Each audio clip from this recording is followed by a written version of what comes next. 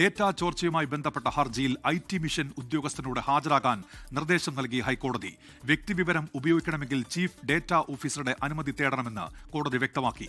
അതേസമയം CMDRF ഫണ്ടിലേക്ക് സംഭാവന നൽകിയവർക്ക് സന്ദേശം അയക്കാൻ അനുമതി തേടിയ സർക്കാർ നടപടിയെ എതിർകക്ഷികൾ എതിർത്തു.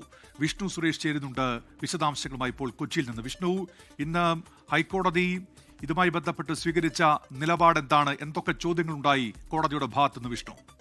ഉന്മേഷ ഡാറ്റ ചോർച്ചയുമായി ബന്ധപ്പെട്ട് സംസ്ഥാന സർക്കാരിന്റെ വാദമാണ് ഹൈക്കോടതിയിൽ നടന്നത്. ഡാറ്റ ചോർച്ച നടത്തിയിട്ടില്ല, കേവലം ഉദ്യോഗസ്ഥരുടെ സേവനവുമായി ബന്ധപ്പെട്ട് അവർക്ക് നൽകിയ സന്ദേശമാണ്. മുഖ്യമന്ത്രി ഒരു രാഷ്ട്രീയ തലവൻ മാത്രമല്ല, സംസ്ഥാനത്തിന്റെ അധ്യക്ഷൻ തലവൻ കൂടിയാണ്. ആ പശ്ചാത്തലത്തിലാണ് അത്തരത്തിലൊരു സന്ദേശം അയച്ചത്.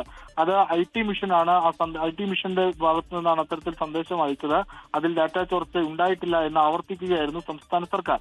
ആ ഘട്ടത്തിലാണ് വിവരശേഖരണവുമായി ബന്ധപ്പെട്ടുള്ള കാര്യങ്ങൾ കൂടുതൽ വിശദീകരിക്കുന്നതിന് വേണ്ടി IT മിഷനുമായി ബന്ധപ്പെട്ടുള്ള ഉദ്യോഗസ്ഥനോട് ഹൈക്കോടതി നേരിട്ട് ഹാജരാകാൻ ആവശ്യപ്പെട്ടത്. ഒപ്പം മറ്റൊരു പ്രധാനപ്പെട്ട കാര്യമുള്ളത്, കഴിഞ്ഞ ദിവസം സംസ്ഥാന സർക്കാർ ഈ CMDRF ഫണ്ടുമായി ബന്ധപ്പെട്ട് അതിൽ സംഭാവന നൽകിയ ആളുകൾക്ക് ഒരു സന്ദേശം അയക്കണം, നന്ദി സന്ദേശം അയക്കണമെന്ന് ഹൈക്കോടതിയിൽ അപേക്ഷ നൽകിയിരുന്നു. അതിന് ഹൈക്കോടതിക്ക് മുമ്പാകെ വന്നു.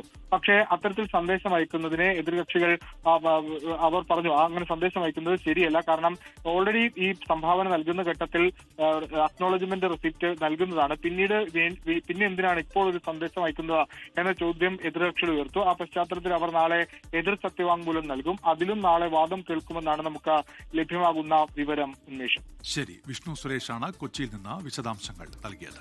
ലോകത്തെവിടെയായാലും ഏത് സമയത്തും 24 വാർത്തകളും ഓഗ്മെന്റഡ് റിയാലിറ്റി പാക്കേജുകളും എക്സ്പ്ലെയിനറുകളും വിശദമായി കാണാൻ ഞങ്ങളുടെ YouTube ചാനൽ നിങ്ങൾക്ക് സബ്സ്ക്രൈബ് ചെയ്യാം.